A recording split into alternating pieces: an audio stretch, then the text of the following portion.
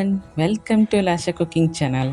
ನಾನಿವತ್ತು ನಿಮಗೆ ಮದುವೆ ಮನೆ ಶೈಲಿಯ ನುಗ್ಗೆಕಾಯಿನ ರಸಂ ಮಾಡೋದನ್ನು ತೋರಿಸ್ಕೊಡ್ತಾ ಇದ್ದೀನಿ.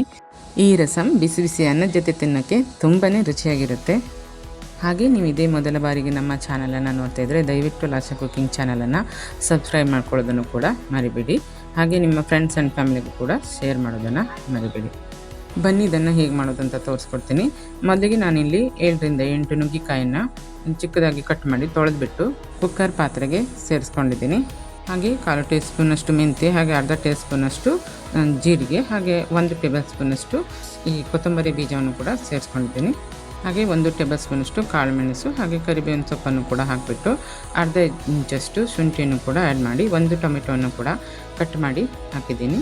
ಅದ್ರ ಜೊತೆಗೆ ನಾನಿಲ್ಲಿ 1 ಗ್ಲಾಸಷ್ಟು ನೀರನ್ನು ಕೂಡ ಆ್ಯಡ್ ಮಾಡಿ ಅರ್ಧ ಟೀ ಸ್ಪೂನಷ್ಟು ಅರಿಶಿಣವನ್ನು ಕೂಡ ಸೇರಿಸ್ಬಿಟ್ಟು ಕುಕ್ಕರ್ ಮುಚ್ಚಳವನ್ನು ಮುಚ್ಚಿ ನಾನಿಲ್ಲಿ 4 ವಿಸಿಲನ್ನು ಕೂಗಿಸ್ಕೊಳ್ತೇನೆ.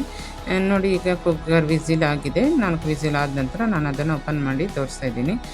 ಇದು ತುಂಬಾ ಸಾಫ್ಟಾಗಿ ಬೆಂದಿದೆ. ಈಗ ಇದನ್ನು ನಾನು ಮ್ಯಾಶರ್ನ ಸಹಾಯದಿಂದ ಮ್ಯಾಶ್ ಮಾಡ್ಕೊಳ್ತಾ ಇದ್ದೀನಿ. ನೋಡಿ, ನೆಕ್ಸ್ಟ್ ಅದನ್ನು ಈ ರೀತಿ ಜರಡಿ ಹಾಕಿಬಿಟ್ಟು ಅದನ್ನು ನೀರನ್ನು ಸೋಸ್ಕೊಳ್ತಾ ಇದ್ದೀನಿ.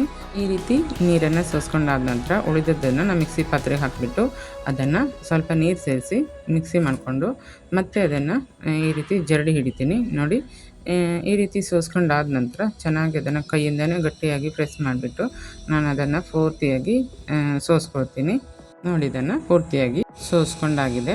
ಈ ರೀತಿಯಾಗಿ ಸೋಸ್ಕೊಂಡಾದ ನಂತರ ನಾನು ಅದನ್ನು ಒಗ್ಗರಣೆ ಮಾಡ್ಕೊಳ್ತಾ ಇದ್ದೀನಿ. ಇಲ್ಲಿ 4 ಟೇಬಲ್ ಸ್ಪೂನಷ್ಟು ಎಣ್ಣೆ, ಹಾಗೆ ಅರ್ಧ ಟೇಬಲ್ ಸ್ಪೂನಷ್ಟು ಜೀರಿಗೆ, 1/4 ಟೇಬಲ್ ಸ್ಪೂನಷ್ಟು ಸಾಸಿವೆ, ಹಾಗೆ ಜಜ್ಜಿರುವಂಥ ಬೆಳ್ಳುಳ್ಳಿ, ಹಾಗೆ 2 ಒಣಮೆಣಸು, ಹಾಗೆ ಕರಿಬೇವಿನ ಎಲೆಗಳನ್ನು ಕೂಡ ಸೇರಿಸ್ಬಿಟ್ಟು ಕೊತ್ತಂಬರಿ ಸೊಪ್ಪನ್ನು ಕೂಡ ಸೇರಿಸ್ಬಿಟ್ಟು ಚೆನ್ನಾಗಿ ಫ್ರೈ ಮಾಡ್ಕೊಳ್ತೀನಿ. ನೆಕ್ಸ್ಟ್ ಅದಕ್ಕೆ 1/4 ಟೇಬಲ್ ಸ್ಪೂನಷ್ಟು ಇಂಗು, ಹಾಗೆ ರಸಂ ಪೌಡ್ರನ್ನು ಕೂಡ ಇಲ್ಲಿ 1 ಟೇಬಲ್ ಸ್ಪೂನಷ್ಟು ಸೇರಿಸ್ಬಿಟ್ಟು ಈ ಸೋಸಿರುವಂಥ ನುಗ್ಗೆಕಾಯಿನ ರಸವನ್ನು ಕೂಡ ಇದಕ್ಕೆ ಸೇರಿಸಿ ಉಪ್ಪನ್ನು ಕೂಡ ರುಚಿಗೆ ತಕ್ಕಷ್ಟು ಹಾಕಿದ್ದೀನಿ. ಹಾಗೆ ಇಲ್ಲಿ ಹುಣಸೆ ಹುಳಿಯನ್ನು ಕೂಡ 2ರಿಂದ 3 ಟೇಬಲ್ ಸ್ಪೂನಷ್ಟು ಹಾಕಿಬಿಟ್ಟು ಪೆಪ್ಪರ್ ಪೌಡ್ರನ್ನು ಕೂಡ ಸುಮಾರು 1 ಟೇಬಲ್ ಸ್ಪೂನಷ್ಟು ಸೇರಿಸಿದ್ದೀನಿ.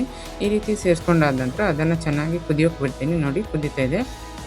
ಈ ರೀತಿ ಕುದೀತಾ ಇರುವಾಗ ಅದನ್ನು 2ರಿಂದ 3 ನಿಮಿಷ ಚೆನ್ನಾಗಿ ಕುದಿಸ್ಕೊಂಡ್ರೆ ಸಾಕು. ಆಲ್ರೆಡಿ ಅದು ಬೆಂದಿರುತ್ತೆ. ನೀವು ಬೆಲ್ಲ ಇಷ್ಟಪಡೋರಾದರೆ ಸ್ವಲ್ಪ ಬೆಲ್ಲವನ್ನು ಕೂಡ ಈ ಟೈಮಲ್ಲಿ ಸೇರಿಸ್ಕೊಳ್ಬೋದು.